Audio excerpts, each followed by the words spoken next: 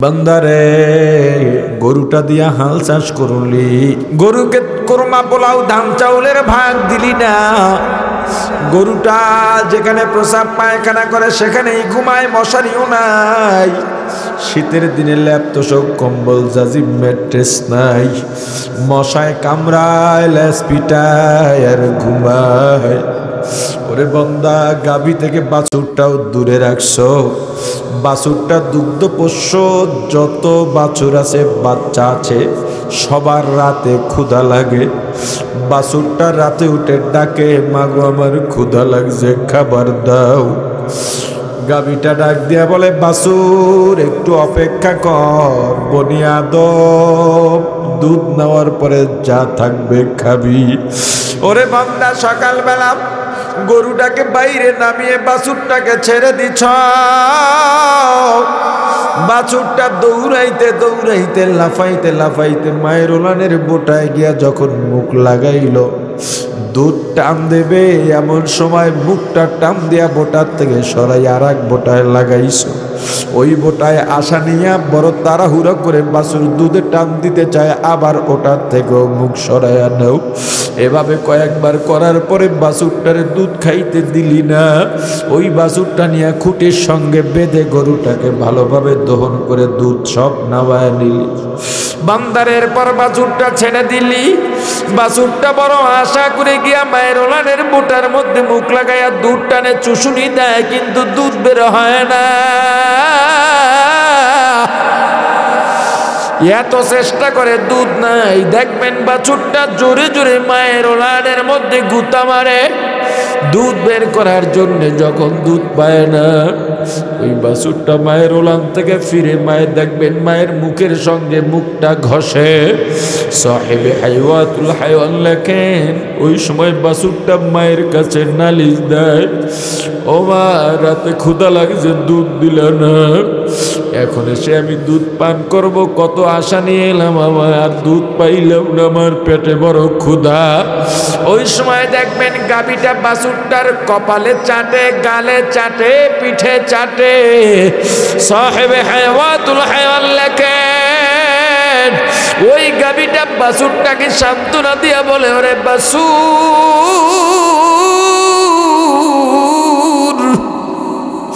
বনি আদমের বিরুদ্ধে কিচ্ছু বলা যাবে না। এই মালিক আমাকে নিয়ে জমিনে দাঁড় করায়, এক কাঁধের মধ্যে জোয়াল দিয়া জোয়ালের সঙ্গে লাঙল বেঁধে লাঙলের কুটিটা শক্ত মাটির মধ্যে ঢুকাইয়া আমার ল্যাঞ্জা ধরে যখন নাড়া দিচ্ছে, আমার কাঁধে ঘা, ওই কাঁধে বাজাইয়া যখন জোয়াল ধরে টান দিলাম, জোয়ালের ঘষায় আমার কাঁধের ঘা, ওখানের চামড়া উঠে রক্ত বের হয়ে গেছে, কলিজাটা পর্যন্ত ব্যথা জমাট হয়ে গেছে। ব্যথায় যখন দাঁড়ায় যাইতাম, আমার মালিক আমার পিঠের মধ্যে জোরে জোরে ব্যথাঘাত করে চামড়া উঠাইয়া ফেলাইতো। শেষ পর্যন্ত আমাকে দিয়া 2 ঘন্টা হাল চাষ করাইয়া জমিনের মধ্যে দাঁড় করাইয়া আমার মালিক খাবার খায়, কিন্তু আমাকে খাবার দেয় না। আমি চাইলে একটা গুতা দিয়ে আমার মালিককে মাটির মধ্যে পুঁতে ফেলতে পারতাম, আমার চেয়ে তার শক্তি বেশি না। কিন্তু আমার আল্লাহ বলে দিছেন, রে গরু, বনি আদম সবচেয়ে সম্মানী করে আমি আল্লাহ বানাইছি, ওদের অনুগত থাকবি, ওদের সাথে বেয়াদবি করবি না। ওরে বান্দা, বাছুরটাকে বেঁধে দুধ পান করলি, দুধ নিয়ে গেলি, আমি আল্লাহ তবু বেজার না। আমি আল্লাহর নেয়ামতের শুকরিয়া আদায় কর। বান্দারে তোকে এত আদর করলাম, এত ভালোবাসলাম, তোর নাম নিশানা ছিল না, আমি আল্লাহ এরপরে সুন্দর একটা রূপ দিলাম। বান্দারে তুই ছোট্ট শিশু, কান্না ছাড়া কোনো ভাষা নাই। ক্ষুধা লাগলেও কাঁদ, মশায় কামড়াইলেও কাঁদ, ব্যথা পাইলেও কাঁদ, শীত লাগলেও কাঁদ, গরম লাগলেও কাঁদ।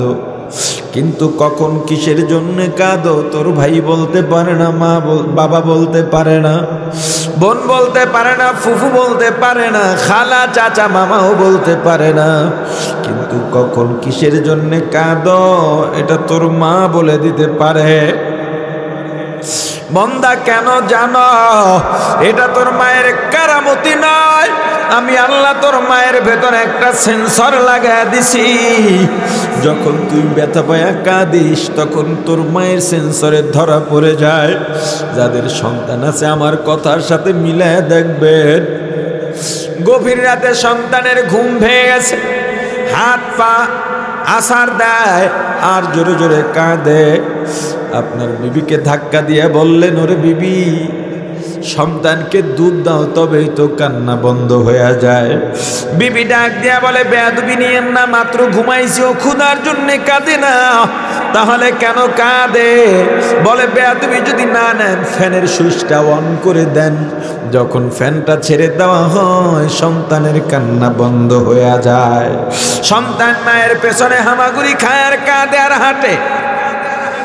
আপনি ডেকে বললেন ওকে একটু দুধ দাও, তবেই তো কান্না বন্ধ হয়। মা ডাক দিয়া বলে, না না, ওর ক্ষুধা নাই, কোলে নেন, কান্না বন্ধ হবে। সন্তানকে আপনি কোলে নিলেন, কান্না বন্ধ হয়ে গেছে। আবার বাজার থেকে এলেন, সন্তানকে কোলে নিলেন, এত আদর করেন, সন্তানের কান্না থামে না। সন্তানের মা ডাক দিয়া বলেন, একটু দেন, ওকে একটু খাওয়াইয়া দেই, তবে আপনি নিয়ে আদরও করেন। এবার খাওয়াইয়া দিল, সন্তানের কান্না বন্ধ হয়ে গেল। বান্দারে এত আদর করলাম, মায়া করলাম, ভাষা দিলাম, মারি শক্ত বানাইলাম, দাঁত দিলাম, জিহ্বায় আমি গরম জাল সহনশীল শক্তি দিলাম। ওরে বান্দা আস্তে আস্তে আস্তে আস্তে বড় বানাইলাম। যখনই জওয়ান হইয়া গেলি আমি আল্লাহকে ভুলে গেলি। আমি আল্লাহ এত সুন্দর চক্ষু দিলাম, এত সুন্দর শ্রবণ শক্তি দিলাম, ঘ্রাণ নেওয়ার শক্তি দিলাম, জিহ্বায় স্বাদ দিলাম। বান্দা তোর একটু পানির দরকার, আমি আল্লাহ কোটির সাগরকে সাগর পানি দিয়া দিলাম। এক পদের খাবার দরকার, কোটি রকম খাবার দিয়া দিলাম। ওরে বান্দা তোর একটু অক্সিজেনের দরকার, আসমানের জমিনের মাঝখানের জায়গাটা অক্সিজেন দিয়ে ভরে দিলাম। ওরে বান্দা সারাদিন কাজ করো, ক্লান্ত হয়ে যাও, আমি আল্লাহ রাত্র দিলাম বিশ্রামের জন্যে। কিন্তু আমি আল্লাহ লা তাখুযুহু সিনাতুন ওয়ালা নাওম, আমি আল্লাহ ঘুমাই না, আমি আল্লাহ তন্দ্রাও যাই না, ঘুমেও ধরতে পারে না, তন্দ্রায় ধরতে পারে না। কারণ বান্দা গভীর রাতে উঠে যদি আমি আল্লাহকে আল্লাহ বলে ডাক দাও, আমি আল্লাহ যদি ঘুমায়া যাই, বলো বান্দা বলো, তোমার ডাকে কে সাড়া দেবে? কিন্তু বান্দা গভীর রাতে আমি প্রথম আসমানে এসেছি, তুমি ডাকবা, একটা ডাক দিলে আল্লাহ 10টা মতান্তরে 100টা জবাব দিয়া দেন। আল্লাহ ডেকে বলেন, আরে বান্দা আমি আল্লাহ লাম ইয়ালিদ ওয়া লাম ইউলাদ, আমি আল্লাহ জন্মদাতা হয়ে কাউকে জন্ম দিই নাই, কোনো জন্মদাতার থেকে জন্ম নিই নাই। আমি আল্লাহকে কেউ মা ডাকে না, বাবা ডাকে না, আমিও কাউকে মা ডাকি না, বাবা ডাকি না, এগুলো আমার পছন্দ নয়। কিন্তু বান্দা তুই যদি আমি আল্লাহকে একবার আল্লাহ বলে ডাক দেখ, আমি আল্লাহর কুদরতি অন্তরটা ঠান্ডা হয়ে যায়। সে ডাকেন আর বলেন, বান্দা আয় আয়, তোর কি লাগবে আমি আল্লাহকে বল, তোর মনে কত দুঃখ আমি আল্লাহকে বল, তোর মনে কত কষ্ট আমি আল্লাহকে বল। দুনিয়ার কেউ তোর দুঃখ দূর করতে পারবে না, তোর কষ্ট দূর করতে পারবে না বান্দা। কিন্তু আমি আল্লাহ তোকে ডাকলাম, তাহাজ্জুদে পাইলাম না, ফজরে ডাকছি পাই নাই, জোহরে ডাকছি পাই নাই, আসর মাগরিব এশায় ডাকছি পাই নাই, বান্দারে ওয়াজের মাহফিলে ডাকছি পাই নাই, তেলাওয়াতে জিকিরে রমজানের সারিতে ডাকছি পাই নাই। ওরে বান্দা কিয়ামতের ময়দানে আমি আল্লাহকে ডাকবি, তখনও পাবি না। আজকে যাদের মায়ায়, যাদের ফেরেবে পড়ে, যাদের মহাব্বতে পড়ে, যাদের ভালোবাসায়, যাদের টানে আমি আল্লাহকে ভুলে রইলাম, তুমি যেদিন মারা যাইবা ওই দিন তারা তোমাকে ভুলে যাবে। একবারও কি চিন্তা করছো এই যে এখন যদি আমার মারা মরণ হয়, দুনিয়ার সঙ্গে এই যে সম্পর্ক ছিন্ন হয়ে গেল, আর জীবনে কারো সঙ্গে সম্পর্কের জোড়া লাগবে না।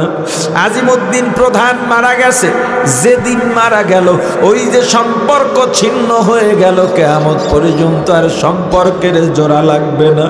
ওরে আল্লাহর গোলাম, তোমার মা বাবাও যাদের মারা গেছে, সন্তান ভাই বোন বন্ধু মারা গেছে, স্ত্রী স্বামী মারা গেল, এই যে সম্পর্কের জোড়া শেষ হয়ে গেল, ছিন্ন হয়ে গেল, সারা জীবন আর সম্পর্ক স্থাপন হবে না। ওরে মুসলমান ইমানদার, আমিও মারা যাব, আপনিও মারা যাবেন। যারা দুনিয়ার থেকে বিদায় নিয়ে চলে গেলেন তারাও আপনার দিকে তাকিয়ে আছেন। আমিও বিদায় নিলে আমার আওলাদ ফরজনদের দিকে তাকিয়ে থাকব। কোন দিন মারা যাব, ওই কবরটা কেমন হবে, আজরাইল কেমন হবে, এই চিন্তা এই ভয় অন্তরের মধ্যে ঢুকান। আসলে এই ভয় অন্তরের মধ্যে নাই। কবরে কেমন হবে, কবরে তো যাওয়া লাগবে, কবরে তো যাওয়া লাগবে। ওই কবরে কেমনে থাকবো, অন্ধকার জায়গা, কোনো সাথী নাই, বাতি নাই, একবারও অন্তরের মধ্যে সেই চিন্তা ঢুকাই নাই। ওরে আল্লাহর গোলাম, মাঝে মাঝে কবরের মোরাকাবা করবেন, মৌতের মোরাকাবা করবেন। আজকে বাড়িতে যাইয়া বালিশের সঙ্গে মাথাটা লাগায়া সবাই যখন ঘুমায়া যায়, চারিদিক নীরব নিস্তব্ধ, আলোগুলো বন্ধ হয়ে গেল, পশু পাখিও নীরব হয়ে গেল। আপনি বালিশে মাথা লাগায়া ভাবেন, এখন যদি আমার মৃত্যু হয়ে যায়, আজরাইল যদি চলে আসে, আমার জান কবজ হয়ে গেলে আমার বিবি আমার শরীরে ধাক্কা দিয়ে দেখবে আমি আর দুনিয়ার মধ্যে নাই, একটু দেরি করবে না, এক দৌড়ে চিৎকার দিয়ে ঘর থেকে বের হয়ে যাবে।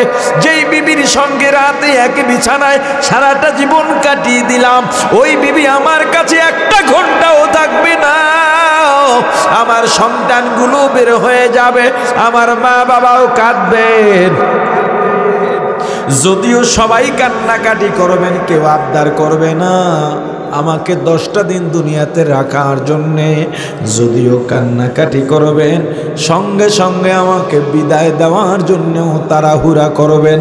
একদল যাবে বাঁশ কাটার জন্যে, একদল কবর খনন করার জন্যে, একদল যাবে মসজিদে খাটি আনার জন্যে, একদল যাবে কাপড় আনার জন্যে, একদল গোসল করার জন্যে আমাদের ব্যবস্থা করবে, একদল জানাজার জন্য এলাম দিতে থাকবে। জানাজা পড়াইয়া মুর্দার কাঠে চড়াইয়া 4 জন কাঁধে নিয়ে যখন কবরের দিকে রওনা দেবে, আমার সন্তানগুলো পেছনে পেছনে বড় করুণ কণ্ঠে আব্বু আব্বু বলে ডাকতে থাকবে। আমি ডাকের জবাব দিতে পারবো না। আমার বিবি ঘরের ফ্লোরের মধ্যে গড়াগড়ি খাবে আর কান্নাকাটি করবে। আমার মা বাড়ির দরজায় গিয়ে গাছের আড়ালে দাঁড়িয়ে ফুপায়া ফুপায়া কাঁদবেন আর আমার দিকে তাকিয়ে থাকবেন। না না, কোনো কাজ হবে না।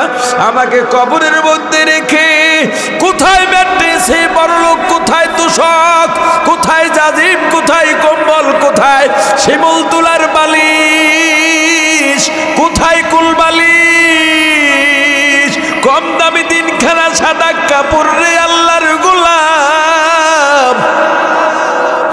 আজিমউদ্দিন প্রধান যা বুঝলাম কম বড় লোক ছিলেন না, টাকার অভাব ছিলেন না। কবরে কি নিয়ে গেছে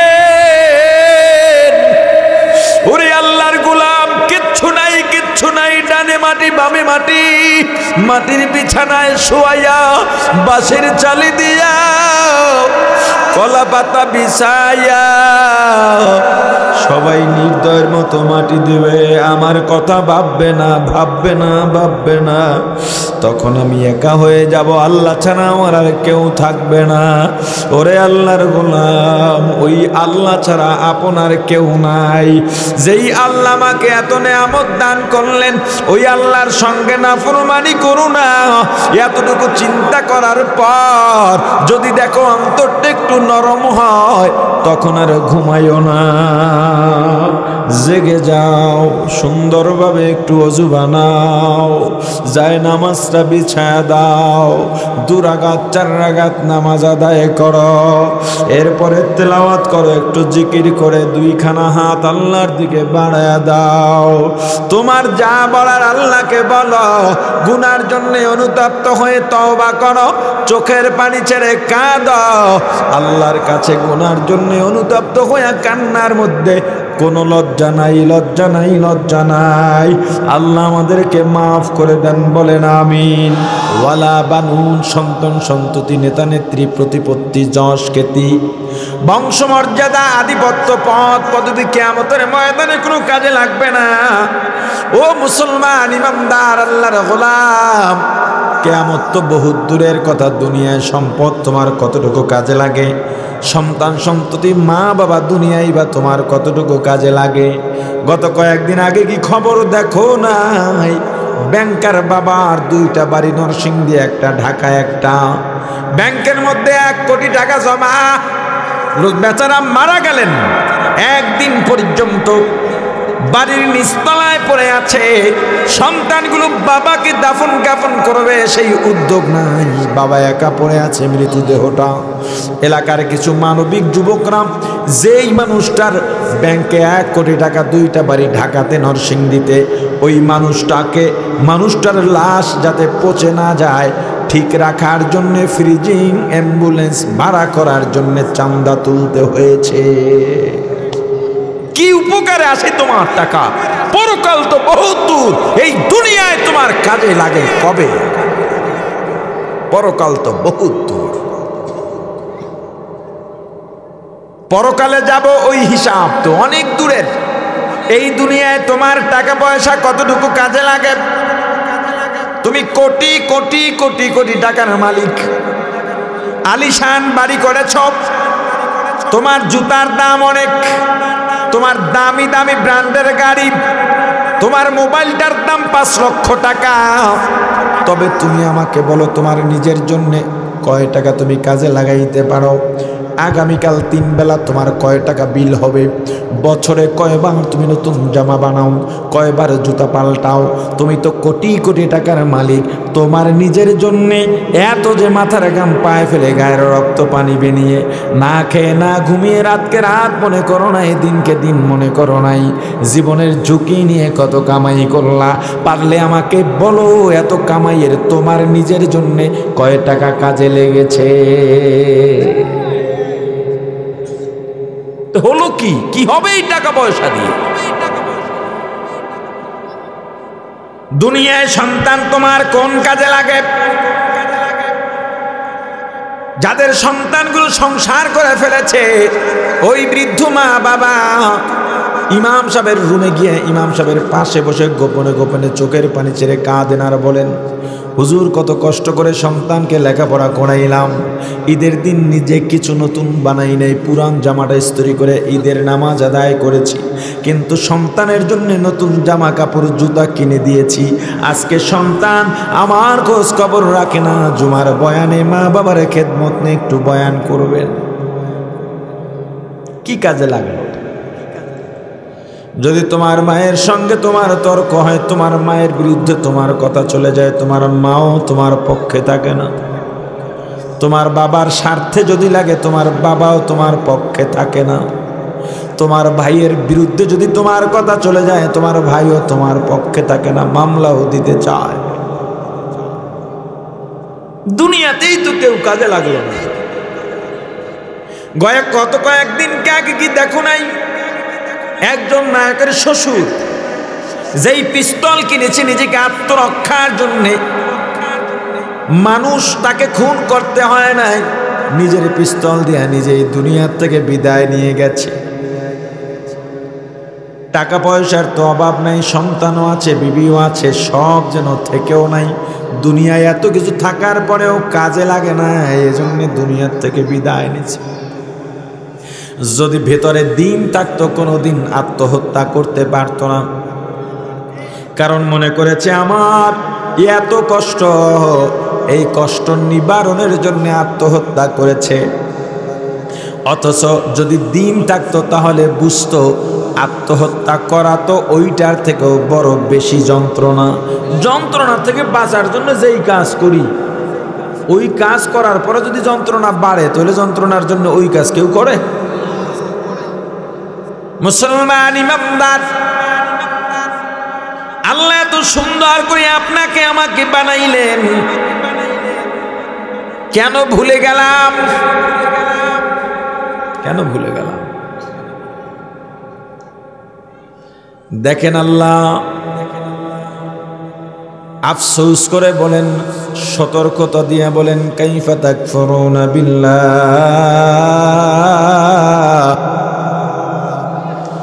ওয়া কুনতুম আমওয়াতা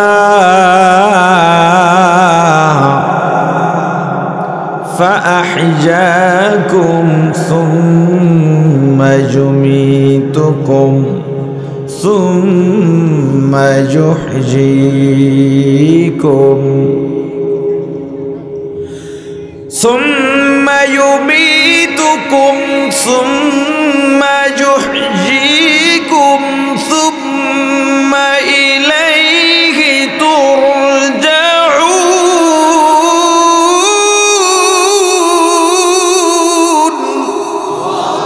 كيف تكفرون بالله হে জগৎবাসী, তোমরা কিভাবে আল্লাহর সঙ্গে কুফরি করো? কে তুমি? কি তোমার পরিচয়? কোত্থেকে আইলা? আজকে তুমি যে আল্লাহর সঙ্গে কুফরি করো, কাইফা তাকফুরুনা বিল্লাহ, অথচ ওয়া কুনতুম আমওয়াতা, তোমরা মৃত ছিলে, তোমাদের কোনো নাম নিশানা ছিল না। তোমার এমন অবয়বের একটা সন্তান মানুষ দুনিয়ার মধ্যে আসবে, তোমার মা বাবাও জানতো না, কেউ জানতো না, কেউ জানতো না। আমি আল্লাহ ফাহিয়াকুম, অতবার তোমাকে রূপ দিলাম, জীবন দিলাম, অস্তিত্বহীন থেকে সুন্দর একটা অস্তিত্ব দান করলাম, একটা রূপ দিলাম। এত সুন্দর রূপ আল্লাহ পৃথিবীর কাউকে দান করেন নাই। আল্লাহ চারটা কসম খান, ওয়াত্তিন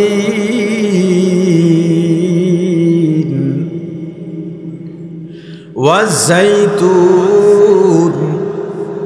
ওয়াতুরি সিনিন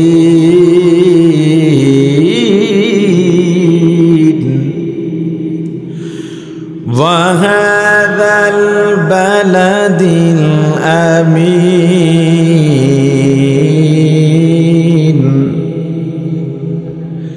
লাকাদ খালাকনাল ইনসান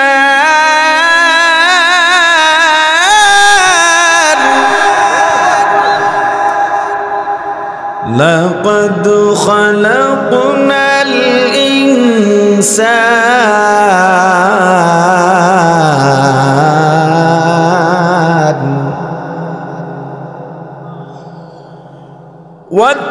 والتين والزيتون وطور سينين وهذا البلد الأمين لقد خلقنا الإنسان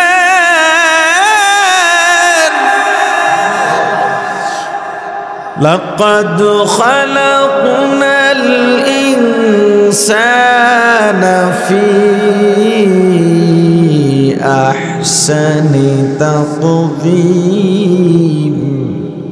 আল্লাহ চারটা কসম খেয়ে বলেন, লাকাদ খালাকনাল ইনসানা ফি আহসানি তাকওয়িম, আমি আল্লাহ দুনিয়াতে যত সৃষ্টি করেছি সবচেয়ে মানুষকে অবকাঠামোগত দিক থেকে, চেহারার দিক থেকে, সূরতের দিক থেকে সবচেয়ে সুন্দর করে বানাইছি।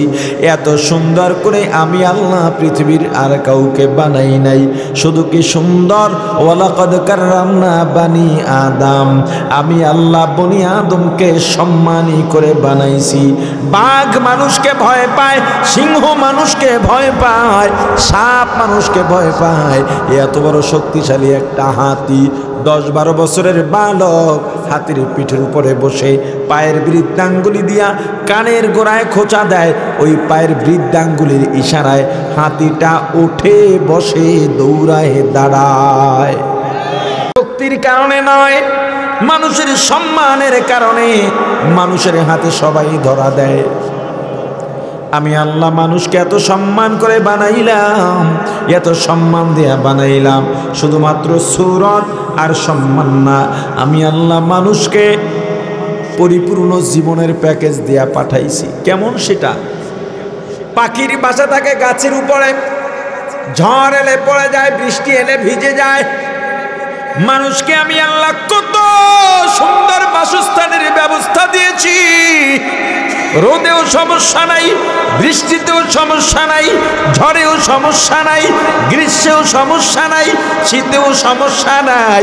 ওরে মুসলমান ইমানদার, একটা গাভীর পেটে যদি ষাঁড় বাচ্চা জন্ম নেয়, ওই ষাঁড় বাচ্চাটা বড় হইয়া মায়ের পিঠের উপরেই ওঠে। কিন্তু মানুষের জন্য কত সুন্দর সিস্টেম দিলাম। তুমি যেই মেয়েকে বিয়ে করবা, আমি আল্লাহ বলে দিলাম এই মেয়ের জন্য সারা পৃথিবীর সব পুরুষ হারাম। আমি আল্লাহ মানুষের জবানে ভাষা দিয়েছি, আল্লামাহুল বায়ান, এত সুন্দর ভাষা, এত সুন্দর অনুভূতি প্রকাশের ভাষা, হাজার হাজার ভাষা দান করেছি। আমরা পেয়েছি বাংলা ভাষা। কোন ভাষা? বাংলা ভাষা। আমাদের দেশে যারা 2 টাকার ফুডানি বাড়ে, ইংলিশ মারে, কথা বলে না। বাংলায় 2 লাইন লিখতে বললে লিখতে পারে না। বাংলায় 10 মিনিট শুদ্ধ করে কথা বলতে পারে না।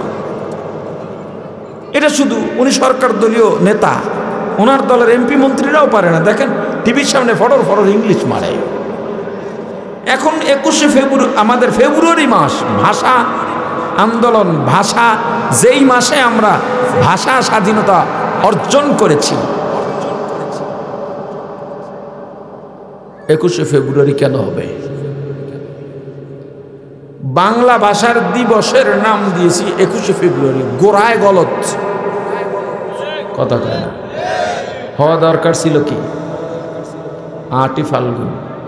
কি হওয়া দরকার ছিল? 8ই ফাল্গুন। মাতৃভাষায় শুদ্ধ কথা বলতে পারা এটা ভালো কাজ না খারাপ কাজ? এখন ইংলিশ মিডিয়াম স্কুলের ভর্তি ফিও বেশি, মাসিক খরচও বেশি। যত ভাষা আসে শেখেন, সব ভাষা শেখেন, মাতৃভাষাটাকে শুদ্ধ করে শেখেন। আর মুসলিম হিসেবে আরবিটাকে শুদ্ধ করে শিখতে হবে। কেন? কোরআন পড়া লাগবে না? কথা বলে না। এরপরে আরো যত ভাষা আছে, ইংরেজি শিখবেন, শেখেন, ফার্সি শিখবেন, শেখেন, উর্দু শিখবেন, শেখেন, হিন্দি শিখবেন, শেখেন, তুর্কি ভাষা শিখবেন, শেখেন, মালয় ভাষা শিখবেন, শেখেন, সমস্যা নেই। চিটাঙ্গা ভাষা শিখবেন, শিখেন, কিন্তু তার আগে বাংলা, এরপরে কথা বলে না। বাংলা তো আর শেখা লাগে না, মায়ের থেকেই পাইছি। এই বাংলা যখন কথা বলতে শিখবো, এরপরে আরবি ধরবো। আরবি কেন? কোরআনের জন্যে, আমার ধর্মের জন্যে, আমার দ্বীনের অস্তিত্বের জন্যে। বাংলা কেন? আমার দেশের মানুষ বাংলা, বাঙালি, বাংলায় তারা বোঝে, এজন্যে। ঠিক না? এই ভাষা কার দান? জোরে বলেন। আমাদের একটা বিশ্বব্যাপী অর্জন, মাতৃভাষা দিবস। এটা আমাদের জাতীয় নয়, এটা আন্তর্জাতিক, এটা বিশ্বব্যাপী। এই ভাষা, ভাষার জন্য কোনো জাতি জীবন দিতে পারে, এটা বাংলাদেশের ভাষা শহীদরা, ভাষা আন্দোলনে অংশগ্রহণকারীরা দেখিয়ে দিয়েছে যে কোনো জাতি ভাষাকে কতটা ভালোবাসে। যেই জাতি ভাষার জন্য জীবন দিলেন, সেই জাতির মুখে শুদ্ধ বাংলা ভাষা নাই কেন? ইংরেজিতে কেন কথা বলবে? ইংরেজি শিখছেন, শিখেন। যখন ইংরেজরা আসবে বা আপনি ইংরেজি দেশে যাবেন, তখন বলবেন আমি ইংরেজিতে কথা বলতে পারি না, চাইলেই শিখতে পারি, কারণ যারা বলে তা বুঝি। ইমিগ্রেশনে যখন যাই, 1-2টা প্রশ্ন করে এটা উত্তরও দিতে পারি। সেখানে বাজাইয়া দিই, ভুল হোক আর শুদ্ধ, ওরা বুঝলি হইল, কথা বলে না। ওরা যখন এই দেশে এসে বাংলা শিখে, তখন বাংলা কেমনে কয় দেখেন না। আমরা বুঝা নিলেই তো হয়। ওরা তো বাংলাটা তো শুদ্ধ করে শেখে নাই, বাংলার পেছনে মেহনত করে নাই, ওরা তো আরবির পেছনে মেহনত করে না। আমরা এত মেহনত করে ওদেরটা শিখলাম, আমাদেরটা শিখবে কে? আল্লাহ ভাষা দিয়েছেন অনুভূতি প্রকাশ করার জন্যে। বান্দা এত সুন্দর অনুভূতি দিয়েছি, ঘন্টার পর ঘন্টা, দিনের পর দিন, সপ্তাহের পর সপ্তাহ, মাসের পর মাস, বছরের পর বছর, যুগের পর যুগ কথা বলতেছ, কিন্তু তোমার অনুভূতি প্রকাশ শেষই হয় না। কিন্তু কোন পশুকে আমি আল্লাহ অনুভূতি প্রকাশ করার জন্য ভাষা দান করি নাই। দুইটা গরুকে কোনোদিন দেখছেন একসঙ্গে দাঁড়াইয়া ঘন্টার পর ঘন্টা কথা বলতেছে? দুইটা পাখিকে এত সুন্দর আল্লাহ এত সুন্দর করে বানাইলেন, বান্দা ভুলে গেলি। আল্লাহ ফেরেশতাকে বললেন, ফেরেশতা ওই তিনজনের কাছে যাও, স্মরণ আছে না? ওই তিনজনের কাছে যাও, ওদেরকে আমি আল্লাহ এত নেয়ামত দিলাম, আমাদের অবস্থাটা কি একটুটা যাচাই করে আসো, পরীক্ষা করে এসো। কুষ্ঠরোগীর কাছে গেছে, বলে আমি একজন মুসাফির, আপনার তো উটের অভাব নাই, আমাকে একটা উট দেন, আমি সাওয়ারও হতে পারবো, পথিমধ্যেটা আমার বিক্রি করে কিছু টাকা অর্জন হলে সেটা দিয়ে নিজের ক্লান্তিও দূর হবে, আবার অন্য কোথাও সাওয়ার হয়ে যেতে পারবো ওই টাকা দিয়ে। না না, এসব দেওয়া যাবে না, আমি খাইতে পারি না, বলে তোমার দেব। আমাদের সমাজে একদল মানুষ আছে, মসজিদ মাদ্রাসার জন্য যখন যায়, দোকানে যায় না, এই যাওয়াটা আমি পছন্দ করি না, কিন্তু যারা যায় তাদের বিরোধিতাও করি না। আজকেও আসার সময় অন্তত ৩-৪ জায়গায় এরকম রশিদ নিয়ে দাঁড়িয়ে আছে, একটা হলো ধলেশ্বরী টোলের ওখানে, আবার ওদিকে আর এক টোলের ওখানে, কেউ মাহফিল, কেউ মসজিদ, কেউ মাদ্রাসা, এর জন্য টাকা উঠাচ্ছে। তো আমি, যারা সওয়াল করে মানে যারা চায়, মানে আমরা বলি ভিক্ষুক, এরা হাত বাড়াইলে আমি নিরাশ করি না কাউকে, আলহামদুলিল্লাহ, কিন্তু এদেরকে আমি দিই না। আমি আজকে একজনের বলছি, তো আস্তে আস্তে আর শোনে না যে ভাই এই কালেকশন করবা, তো হুজুর লেবাসটা ছেড়ে করে, তো হুজুরদের বদনাম হয়, কয় টাকা আর উঠে সারা দেয়। আর এগুলো যারা করে বেশিরভাগই ধোঁকাবাজি। এই যে মসজিদ মাদ্রাসার নামে বাসে ওঠে, বিভিন্ন স্টেশনে যায়, বেশিরভাগ ধোঁকাবাজ। ওই মাহফিলের জন্য যেগুলো উঠে এগুলো ধোঁকাবাজি না, কিন্তু দেখতে তো অসুন্দর। সারাদিন দাঁড়াইয়া এক মাস দাঁড়াইলো কয় টাকা ওঠে এখান থেকে। আমি জীবনে একবার কালেকশন করেছিলাম আমার মাদ্রাসার শিক্ষা সচিবের কথায়। আমি ঢাকায় যে মাহফিল করি, অনেক বড় মাহফিল, সকাল 9টা থেকে শুরু করি, সারা ঢাকায় এমন কোনো এলাকা বাদ ছিল না। ছাত্রদের 16টা গ্রুপ করে এক সপ্তাহ কালেকশন করিয়েছি রসিদ নিয়ে, মাত্র 90,000 টাকা উঠছে। এরপর শিক্ষা সচিবরে বললাম, এই টাকা নিয়ে আপনি চলে যান, যেগুলো আমি করি না, আপনার কথায় করলাম, অবস্থাটা বোঝা, অবশ্য অবস্থাটাও বুঝলাম। এই 90,000 টাকার জন্য এক সপ্তাহে 16টা গ্রুপ, এই ছাত্রদের খরচাই গেছি 50,000 টাকা, রয়েছে 40,000 টাকা। খাজনার চেয়ে বাজনা বেশি, বদনাম তো বদনাম।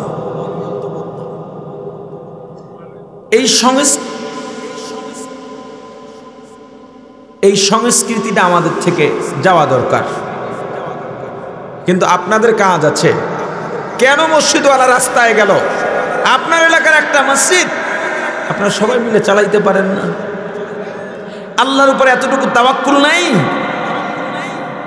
এক সময় ঢাকায় এসে দিনের পর দিন না খেয়ে রয়েছি, এখন না খেয়ে থাকি না, আলহামদুলিল্লাহ। ওই আল্লাহ কি নাই?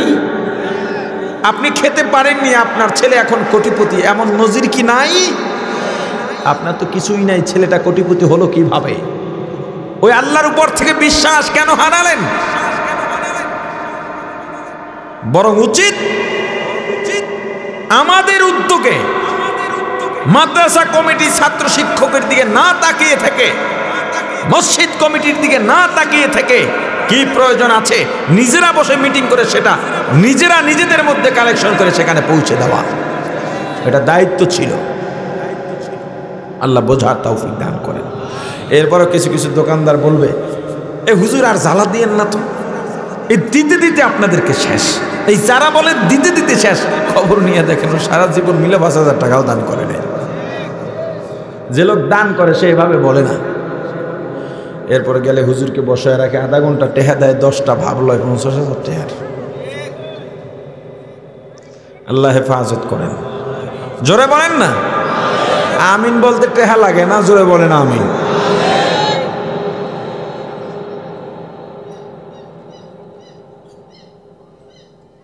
সাত বছর মাদ্রাসা চালিয়েছি, উদ্বুদ্ধ করার জন্য বলছি।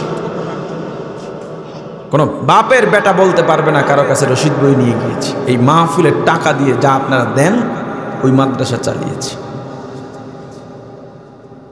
বলে টাকার বান্ডিল পায় দিতে ঠেকে। মিয়া রাস্তায় পড়ে পেয়েছেন, টাকা পকেটে গিয়েছে, মালিককে পৌঁছে দিত তো আপনার কলিজা কাঁপে। দিয়ে দেখেন না হাতের টাকাটা, হাতের টাকা আসার পরে ছেড়ে দেখেন না কত বড় কলিজা আছে। আছে অনেকের, কারো কাছে যায়নি। এখন মাদ্রাসাটা বন্ধ, বিল্ডিং ছেড়েছি করোনায়, আর একটা বিল্ডিং নেব, আর বিল্ডিং পাচ্ছি না, আজও পর্যন্ত খুঁজতেছি। কিতাবাদি সব কিছু দিন দিন নষ্ট হচ্ছে। কত মানুষকে আল্লাহ কত সম্পদ দিছে, আমি মানুষের কাছে গিয়ে বলতে পারি না, বড় লোকের কাছে যে ভাই একটু ব্যবস্থা করেন। নিজের আত্মমর্যাদায় লাগে। শুধু আল্লাহর কাছে দোয়া করি, আল্লাহ যদি একজন লোক এরকম দিতেন, কত সম্পদ, মরে গেলে সব পড়ে থাকবে। একটু জায়গা দিলে মাদ্রাসাটা আবার দাঁড় করাতে। আল্লাহ যেন তৌফিক দান করেন। আর জাকির ভাইকে বলবো, আল্লাহ যশ জৌলত সম্মান খ্যাতি সম্পদ দিয়েছেন, মসজিদ মাদ্রাসায় হাত দেন। আপনার বংশের মুরব্বীদের নামে মাহফিলের আয়োজন করতেছেন, অনেক বড় একটা প্রশংসার কাজ করেছেন, নেকির কাজ করেছেন। তারা আরো খুশি হবে। আপনি মসজিদ মাদ্রাসার একটা ব্যবস্থা করেন, হাত দেন, হয়ে যাবে ইনশাআল্লাহ। এই এলাকার সমস্ত ওলামায়ে কেরাম আপনার পেছনে থাকবে, সাথে থাকবে, সামনে থাকবে, ডানে থাকবে, বামে থাকবে, সহযোগিতা করবে ইনশাআল্লাহ। এই পৃথিবীতে একমাত্র ওলামায়ে কেরাম আছেন যারা দিনের কথা শুনলে নিঃস্বার্থে তার পেছনে দৌড়ান, কোনো টাকা পয়সার চিন্তা করেন না। একজন ইমামের বেতন কত দেওয়া হয় আপনি ভাবতে পারেন? এটা একজন মাদ্রাসার শিক্ষককে কত বেতন দেওয়া হয়? কয়েকদিন আগে একটা গল্প শুনেছি। মসজিদ কমিটির সভাপতি বলতেছে, হুজুর আপনাকে নিয়োগ দিলাম 5,000 টাকা বেতন। হুজুর খুশি হয়ে গেছে, রাজি হয়ে গেছে। সেক্রেটারি বলে ছুটি নিলে 3 দিন আগে জানাইতে হবে, 2 মাসে 1 দিন ছুটি পাবেন। খুশি। কেশিয়ার এসে বলতেছেন ছুটি নেওয়ার আগে আমাকে জানাতেই হবে, বাড়িতে গিয়ে আমাকে ফোন দিতে হবে। সব ঠিক আছে। এরপরে জুমার বয়ানে সবাই, নতুন হুজুর আসছে, সভাপতি তার ছেলের নাম, সেক্রেটারি, কেশিয়ার সবার ছেলের নাম দিছে, লেখাপড়া করে, তারা যেন একটা ভালো চাকরি পায়। ইমাম সাহেব দোয়ার শেষে, নামাজ শেষে দোয়ায় হাত উঠে, আল্লাহ, সভাপতি, সেক্রেটারি, কেশিয়ারের ছেলের জন্য দোয়া চেয়েছেন চাকরির জন্য, আল্লাহ তাদেরকে বিশাল এক চাকরি দিয়ে দেন, আমার মতো উচ্চ বেতনে। সাথে সাথে 3 জন দাঁড়ায় গেছে, হুজুর দোয়া বন্ধ করেন। এটা কেমন কথা? কেন 5,000 টাকা দিয়ে কিছু হয় নাকি? আমার ছেলের বিড়ি খাওয়ার টাকাও তো হবে না। আমার যে 5,000 টাকা দিয়ে আমার কেমনে চলে? বিবেক খাটান। এরপর ইমাম অভিযোগ করে না, হুজুর অভিযোগ করে না। স্কুলের শিক্ষক আপনার ছেলেকে পড়ায়, এই ছেলেটাকেই আবার আলাদা টাকা দিয়ে ওই শিক্ষকের কাছে আপনার প্রাইভেট পড়াতে হচ্ছে।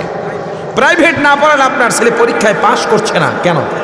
প্রাইভেট পড়ালেই পাশ করছে কেন? প্রাইভেটে পড়া বোঝানো হয়, ক্লাসে বোঝানো হয় না ইচ্ছা করে, কারণ বুঝালে প্রাইভেট পড়াবেন না। একই শিক্ষক বেতন নিয়ে ক্লাসেও পড়ায়, আবার প্রাইভেট পড়ায় বেতন নেয়, যে কোনো একটা না জায়েজ, যে কোনো একটা বেতন তার জন্য জায়েজ নেই। তার বোঝাবার ক্ষমতা আছে, এজন্যই আমি তাকে টাকা দিই বেতন, আমার সন্তানকে পড়াবে।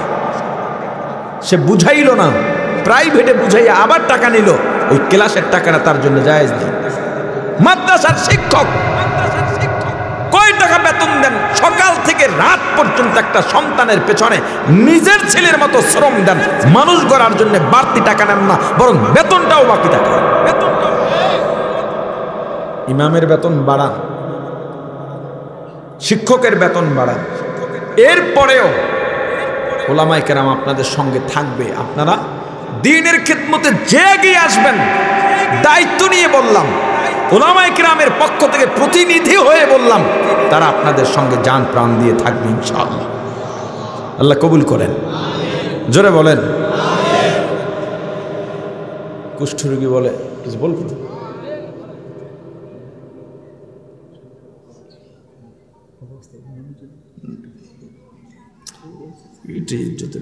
বাদ দেন, কি কর না কর। আল্লাহ কি যেন বলতেছিলাম, কুষ্ঠরোগী বলে না আমি তো খাইতে পারি না। ফেরেশতা বলতেছে আপনি না আগে রোগী ছিলেন, একটা উট আল্লাহ আপনাকে পাঠাইছেন কোনো এক নেককার ব্যক্তির মাধ্যমে। না না, ইনি আমার বাপ দাদা 14 পুরুষের পাওয়া ফরাস, মিরাজ পেয়েছি ওয়ারিশ সূত্রে। আপনি যদি মিথ্যা বলেন তাহলে আল্লাহ আপনাকে আগের মতো বানায় দিক। চিন্তা করছে আল্লাহকে আগের মতো বানাইব, দোয়া করছে আগের মতো হয়ে গেছে, সব শেষ। টাকওয়ালাও একই অবস্থা। অন্ধওয়ালার কাছে যাওয়ার পর অন্ধওয়ালা ডাক দেয়া বলে ভাই মুসাফির, এই বকরি একটাও আমার না, যা আছে তোমার যা মনে চায় সব নিয়ে যাও, আমার কোনো কিছুর দরকার নাই। যে আল্লাহ একটা বকরি দিয়া আমাকে এত বেশি বকরি দিতে পারলেন, ওই আল্লাহ আবার নতুন ভাবেও শুরু করতে পারবেন। আউলিয়ারা কারে উকবা ইখতিয়ার, জাহেলারা কারে দুনিয়া ইখতিয়ার, আশিকারা মিল্লাত মাযহাব জুদাস্ত, আশিকারা মিল্লাত মাযহাব খুদাস্ত। ফেরেশতা ডাক দিয়ে বলে আল্লাহর গোলাম আমার কিচ্ছু লাগবে না, আল্লাহই আমাকে পাঠাইছেন পরীক্ষা করার জন্যে। আল্লাহ এত নিয়ামত দান করলেন রে বান্দা। আল্লাহ বলেন ওরে বান্দা দুনিয়ার যা কিছু আছে সব বানাইছি বান্দার জন্যে, সব নিয়ামত বান্দার জন্যে, কিন্তু বান্দা শুধুমাত্র তোমাকে বানাইছি আমি আল্লাহর গোলামি করার জন্যে। এত নিয়ামত যেহেতু দিলাম, নিয়ামতের শুকরিয়া আদায় কর বান্দা। অকৃতজ্ঞের জন্য কিয়ামতের ময়দান বড় ভয়াবহ অবস্থা হবে। আল্লাহ বলেন বান্দা আমি আল্লাহর ধরা বড় শক্ত ধরা, আমি আল্লাহর আযাব গজব বড় কঠিন। গভীর রাতে তোমার বাড়ি মেহমান আসছে, নতুন জামাই আসছে, নতুন জামাই এলে মুরগি খাওয়ান দরকার, বকরি জব দেওয়া দরকার। অধিক রাত দোকানগুলো বন্ধ হয়ে গেছে, বকরিও নাই, একটা মাত্র মুরগি আছে, বাচ্চাওয়ালা মুরগি। ইজ্জত রক্ষার জন্য ছোট ছোট বাচ্চা রেখে মুরগিটা জব দিয়ে দিলাম। মজা করে খেয়ে দে, আয়েশ করে আরাম করে গল্প করতেছ। সকালবেলা যখন মুরগির বাচ্চার ঘরটা ছেড়ে দিলা, দরজা খুলে দিলা, বাচ্চাগুলো দৌড়ায় একদল ডান দিকে যায় আর একদল বাম দিকে যায়, টেউ টেউ করে মাকে খুঁজে বেড়ায়। আমি আল্লাহ বললাম ওরে বান্দা খা খা খা, তবু আমি আল্লাহর নিয়ামতের শুকরিয়া আদায় কর। বান্দারে গরুটা দিয়া হাল চাষ করলি, গরুকে কোরমা পোলাও ধান চাউলের ভাগ দিলি না। গরুটা যেখানে প্রসাব পায়খানা করে সেখানেই ঘুমায়, মশারিও নাই। শীতের দিনে ল্যাপ তোষক কম্বল জাজিম ম্যাট্রেস নাই, মশায় কামড়ায় ল্যাস পিটায় আর ঘুমায়। ওরে বন্দা গাভী থেকে বাছুরটাও দূরে রাখছো, বাছুরটা দুগ্ধ পোষ্য, যত বাছুর আছে বাচ্চা আছে সবার রাতে ক্ষুধা লাগে। বাছুরটা রাতে উঠে ডাকে মাগো আমার ক্ষুধা লাগছে খাবার দাও। গাভীটা ডাক দিয়া বলে বাছুর একটু অপেক্ষা কর, বনিয়াদম দুধ নেওয়ার পরে যা থাকবে খাবি। ওরে বান্দা সকালবেলা গরুটাকে বাইরে নামিয়ে বাছুরটাকে ছেড়ে দিছ, বাছুরটা দৌড়াইতে দৌড়াইতে লাফাইতে লাফাইতে মায়ের ওলানের বোটায় গিয়া যখন মুখ লাগাইল, দুধ টান দেবে এমন সময় মুখটা টান দিয়া বোটার থেকে সরাই আর এক বোটায় লাগাইছ। ওই বোটায় আশা নিয়ে বড় তাড়াহুড়ো করে বাছুর দুধে টান দিতে চায়, আবার ওটার থেকেও মুখ সরাইয়া নেও। এভাবে কয়েকবার করার পরে বাছুরটারে দুধ খাইতে দিলি না। ওই বাছুরটা নিয়ে খুঁটির সঙ্গে বেঁধে গরুটাকে ভালোভাবে দহন করে দুধ সব নামায় নিলি। বান্দারের পর বাছুরটা ছেড়ে দিলি। বাছুরটা বড় আশা করে গিয়া মায়ের ওলানের বোটার মধ্যে মুখ লাগাইয়া দুধ টানে চুষুনি দেয়, কিন্তু দুধ বের হয় না। এত চেষ্টা করে দুধ নাই। দেখবেন বাছুরটা জোরে জোরে মায়ের ওলানের মধ্যে গুতা মারে দুধ বের করার জন্য। যখন দুধ পায় না, ওই বাছুরটা মায়ের ওলান থেকে ফিরে মায়ের দেখবেন মায়ের মুখের সঙ্গে মুখটা ঘষে। সাহেবে হাইওয়াতুল হাইওয়ান লেখেন, ওই সময় বাছুরটা মায়ের কাছে নালিশ দেয়, ও মা, রাতে ক্ষুধা লাগছে, দুধ দিল না, এখন এসে আমি দুধ পান করব, কত আশা নিয়ে এলাম, আমার আর দুধ পাইলাম না, আমার পেটে বড় ক্ষুধা। ওই সময় দেখবেন গাভীটা বাছুরটার কপালে চাটে, গালে চাটে, পিঠে চাটে। সাহেবে হায়াতুল হায়াওয়ান লেখেন, ওই গাভীটা বাছুরটাকে সান্ত্বনা দিয়া বলে, ওরে বাছুর,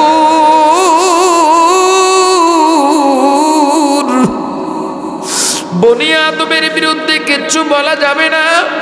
এই মালিক আমাকে নিয়ে জমিনে দাঁড় করায় এক কাঁধের মধ্যে জোয়াল দিয়া, জোয়ালের সঙ্গে লাঙল বেঁধে লাঙলের কুটিটা শক্ত মাটির মধ্যে ঢুকাইয়া আমার ল্যাঞ্জা ধরে যখন নাড়া দিচ্ছে,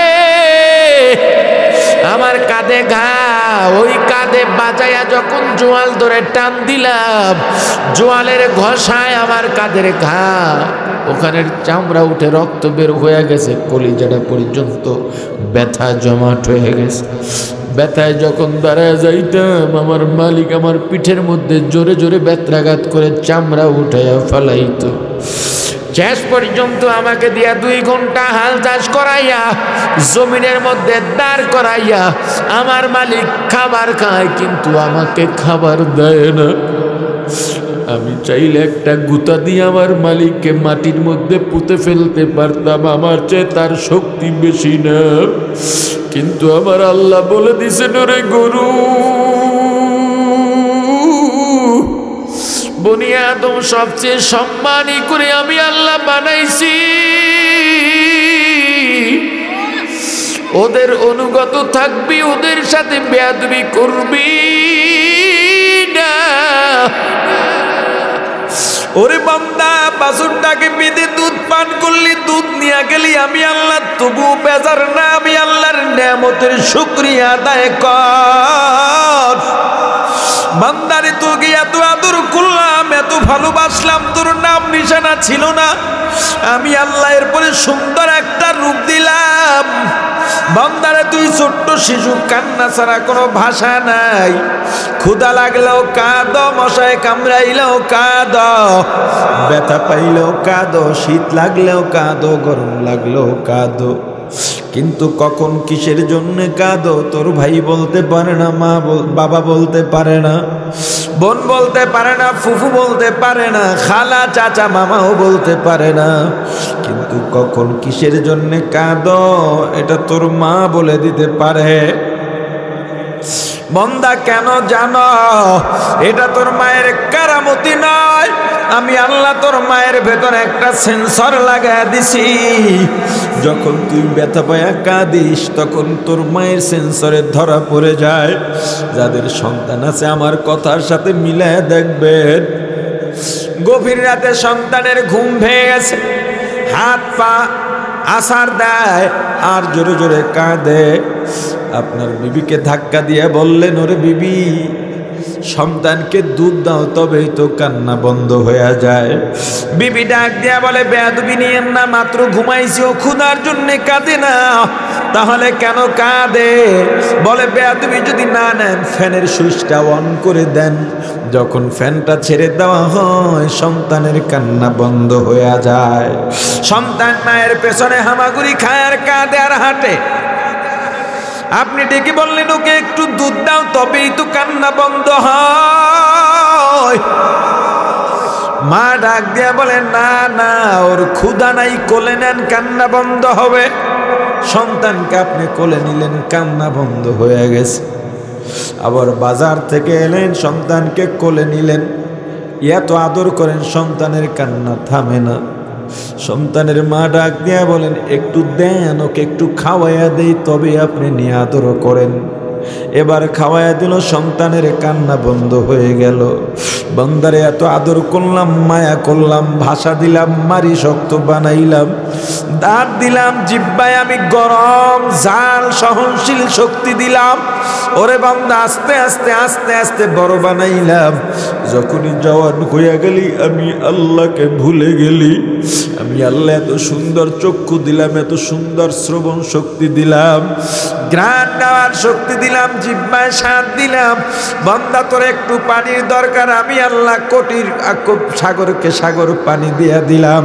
এক পদের খাবার দরকার, কোটি রকম খাবার দিয়া দিলাম। ওরে বান্দা তোর একটু অক্সিজেনের দরকার, আসমানের জমিনের মাঝখানের জায়গাটা অক্সিজেন দিয়ে ভরে দিলাম। ওরে বান্দা সারাদিন কাজ করো, ক্লান্ত হয়ে যাও, আমি আল্লাহ রাত্র দিলাম বিশ্রামের জন্যে। কিন্তু আমি আল্লাহ লা তাখুযুহু সিনাতুন ওয়ালা নাওম, আমি আল্লাহ ঘুমাই না, আমি আল্লাহ তন্দ্রাও যাই না, ঘুমেও ধরতে পারে না, তন্দ্রায় ধরতে পারে না। কারণ বান্দা গভীর রাতে উঠে যদি আমি আল্লাহকে আল্লাহ বলে ডাক দাও, আমি আল্লাহ যদি ঘুমায়া যাই, বলো বান্দা বলো, তোমার ডাকে কে সাড়া দেবে? কিন্তু বান্দা গভীর রাতে আমি প্রথম আসমানে এসেছি, তুমি ডাকবা, একটা ডাক দিলে আল্লাহ 10টা মতান্তরে 100টা জবাব দিয়া দেন। আল্লাহ ডেকে বলেন, আরে বান্দা আমি আল্লাহ লাম ইয়ালিদ ওয়া লাম ইউলাদ, আমি আল্লাহ জন্মদাতা হয়ে কাউকে জন্ম দিই নাই, কোনো জন্মদাতার থেকে জন্ম নিই নাই। আমি আল্লাহকে কেউ মা ডাকে না, বাবা ডাকে না, আমিও কাউকে মা ডাকি না, বাবা ডাকি না, এগুলো আমার পছন্দ নয়। কিন্তু বান্দা তুই যদি আমি আল্লাহকে একবার আল্লাহ বলে ডাক দাস, আমি আল্লাহর কুদরতি অন্তরটা ঠান্ডা হয়ে যায়। সে ডাকেনার বলেন, বান্দা আয় আয়, তোর কি লাগবে আমি আল্লাহকে বল, তোর মনে কত দুঃখ আমি আল্লাহকে বল, তোর মনে কত কষ্ট আমি আল্লাহকে বল। দুনিয়ার কেউ তোর দুঃখ দূর করতে পারবে না, তোর কষ্ট দূর করতে পারবে না বান্দা। কিন্তু আমি আল্লাহ তোকে ডাকলাম, তাহাজ্জুদে পাইলাম না, ফজরে ডাকছি পাই নাই, জোহরে ডাকছি পাই নাই, আসর মাগরিব এশায় ডাকছি পাই নাই, বান্দারে ওয়াজের মাহফিলে ডাকছি পাই নাই, তেলাওয়াতে জিকিরে রমজানের সারিতে ডাকছি পাই নাই। ওরে বান্দা কিয়ামতের ময়দানে আমি আল্লাহকে ডাকবি, তখনও পাবি না। আজকে যাদের মায়ায়, যাদের ফেরেবে পড়ে, যাদের মহাব্বতে পড়ে, যাদের ভালোবাসায়, যাদের টানে আমি আল্লাহকে ভুলে রইলাম, তুমি যেদিন মারা যাইবা ওই দিন তারা তোমাকে ভুলে যাবে। একবারও কি চিন্তা করছো? এই যে এখন যদি আমার মারা মরণ হয়, দুনিয়ার সঙ্গে এই যে সম্পর্ক ছিন্ন হয়ে গেল, আর জীবনে কারো সঙ্গে সম্পর্কের জোড়া লাগবে না। আজিমউদ্দিন প্রধান মারা গেছে, যেদিন মারা গেল ওই যে সম্পর্ক ছিন্ন হয়ে গেল, কিয়ামত পর্যন্ত আর সম্পর্কের জোড়া লাগবে না। ওরে আল্লাহর গোলাম, তোমার মা বাবাও যাদের মারা গেছে, সন্তান ভাই বোন বন্ধু মারা গেছে, স্ত্রী স্বামী মারা গেল, এই যে সম্পর্কের জোড়া শেষ হয়ে গেল, ছিন্ন হয়ে গেল, সারা জীবনে আর সম্পর্ক স্থাপন হবে না। ওরে মুসলমান ইমানদার, আমিও মারা যাব, আপনিও মারা যাবেন। যারা দুনিয়ার থেকে বিদায় নিয়ে চলে গেলেন তারাও আপনার দিকে তাকিয়ে আছেন, আমিও বিদায় নিলে আমার আওলাদ ফরজনদের দিকে তাকিয়ে থাকব। কোন দিন মারা যাব, ওই কবরটা কেমন হবে, আজরাইল কেমন হবে, এই চিন্তা, এই ভয় অন্তরের মধ্যে ঢুকার। আসলে এই ভয় অন্তরের মধ্যে নাই। কবরে কেমন হবে, কবরে তো যাওয়া লাগবে, কবরে তো যাওয়া লাগবে। ওই কবরে কেমনে থাকবো, অন্ধকার জায়গা, কোনো সাথী নাই, বাতি নাই। একবারও অন্তরের মধ্যে সেই চিন্তা ঢুকাই নাই। ওরে আল্লাহর গোলাম, মাঝে মাঝে কবরের মোরাকাবা করবেন, মৌতের মোরাকাবা করবেন। আজকে বাড়িতে যাইয়া বালিশের সঙ্গে মাথাটা লাগায়া সবাই যখন ঘুমায়া যায়, চারিদিক নীরব নিস্তব্ধ, আলোগুলো বন্ধ হয়ে গেল, পশু পাখিও নীরব হয়ে গেল। আপনি বালিশে মাথা লাগায়া ভাবেন, এখন যদি আমার মৃত্যু হয়ে যায়, আজরাইল যদি চলে আসে, আমার জান কবজ হয়ে গেলে আমার বিবি আমার শরীরে ধাক্কা দিয়ে দেখবে আমি আর দুনিয়ার মধ্যে নাই, একটু দেরি করবে না, এক দৌড়ে চিৎকার দিয়ে ঘর থেকে বের হয়ে যাবে। যেই বিবির সঙ্গে রাতে একই বিছানায় সারাটা জীবন কাটিয়ে দিলাম, ওই বিবি আমার কাছে একটা ঘন্টাও থাকবে না। আমার সন্তানগুলো বের হয়ে যাবে, আমার মা বাবাও কাঁদবেন। যদিও সবাই কান্নাকাটি করবেন, কেউ আবদার করবে না আমাকে 10টা দিন দুনিয়াতে রাখার জন্যে। যদিও কান্নাকাটি করবেন, সঙ্গে সঙ্গে আমাকে বিদায় দেওয়ার জন্যেও তাড়াহুড়া করবেন। একদল যাবে বাঁশ কাটার জন্যে, একদল কবর খনন করার জন্যে, একদল যাবে মসজিদে খাটি আনার জন্যে, একদল যাবে কাপড় আনার জন্যে, একদল গোসল করার জন্যে আমাদের ব্যবস্থা করবে, একদল জানাজার জন্য এলাম দিতে থাকবে। জানাজা পড়াইয়া মুর্দার কাঠে চড়াইয়া 4 জন কাঁধে নিয়ে যখন কবরের দিকে রওনা দেবে, আমার সন্তানগুলো পেছনে পেছনে বড় করুণ কণ্ঠে আব্বু আব্বু বলে ডাকতে থাকবে। আমি ডাকের জবাব দিতে পারবো না। আমার বিবি ঘরের ফ্লোরের মধ্যে গড়াগড়ি খাবে আর কান্নাকাটি করবে। আমার মা বাড়ির দরজায় গিয়ে গাছের আড়ালে দাঁড়িয়ে ফুপায়া ফুপায়া কাঁদবেন আর আমার দিকে তাকিয়ে থাকবেন। না না, কোনো কাজ হবে না। আমাকে কবরের মধ্যে রেখে কোথায় ম্যাট্রেসে বড়লোক, কোথায় তোষক, কোথায় জাজিম, কোথায় কম্বল, কোথায় শিমুল তুলার বালিশ, কোথায় কুল বালিশ, কম দামি দিনখানা সাদা কাপড় রে আল্লাহর গোলাম। আজিমউদ্দিন প্রধান যা বুঝলাম কম বড় লোক ছিলেন না, টাকার অভাব ছিলেন না, কবরে কি নিয়ে গেছে। ওরে আল্লাহর গোলাম, কিচ্ছু নাই, কিচ্ছু নাই, ডানে মাটি বামে মাটি, মাটির বিছানায় শোয়াইয়া বাঁশের চালি দিয়া কলা পাতা বিছাইয়া সবাই নির্দয়ের মতো মাটি দেবে। আমার কথা ভাববে না, ভাববে না, ভাববে না। তখন আমি একা হয়ে যাব, আল্লাহ ছাড়া আমার আর কেউ থাকবে না। ওরে আল্লাহর গোলাম, ওই আল্লাহ ছাড়া আপনার কেউ নাই। যেই আল্লাহ আমাকে এত নেয়ামত দান করলেন, ওই আল্লাহর সঙ্গে নাফরমানি করো না। এতটুকু চিন্তা করার পর যদি দেখো অন্তরটা একটু নরম হয়, তখন আর ঘুমাইও না, জেগে যাও, সুন্দরভাবে একটু ওযু বানাও, যায় নামাজটা বিছায়া দাও, 2 রাকাত 4 রাকাত নামাজ আদায় করো, এরপরে তেলাওয়াত করো, একটু জিকির করে 2খানা হাত আল্লাহর দিকে বাড়ায়া দাও। তোমার যা বলার আল্লাহকে বলো, গুনার জন্য অনুতপ্ত হয়ে তওবা করো, চোখের পানি ছেড়ে কাঁদো। আল্লাহর কাছে গুনার জন্য অনুতপ্ত হয়ে কান্নার মধ্যে কোনো লজ্জা নাই, লজ্জা নাই, লজ্জা নাই। আল্লাহ আমাদেরকে মাফ করে দেন, বলেন আমিন।